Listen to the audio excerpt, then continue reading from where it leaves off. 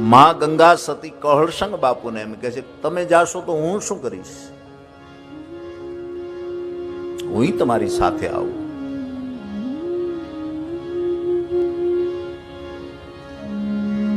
અને ત્યારે કહળસંગ બાપુએ કીધું છે કે ના,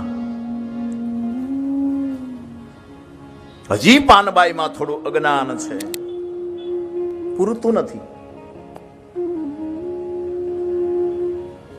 એની પૂરેપૂરી જ્યોત પ્રગટે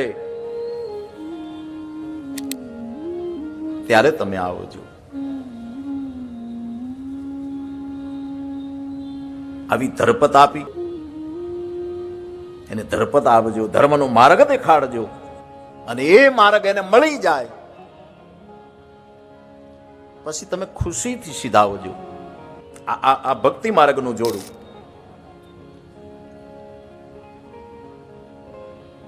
તમારે જવું હોય તો જાઓ, પછી ફોન કરજો, એમ નહીં.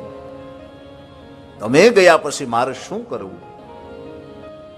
પાનબાઈને ભક્તિનો માર્ગ દેખાડજો, એની સુગંધ પ્રસરે, પછી હરિના ધામમાં તમે આવો. આ કેટલો વિશ્વાસ હશે તમે જો.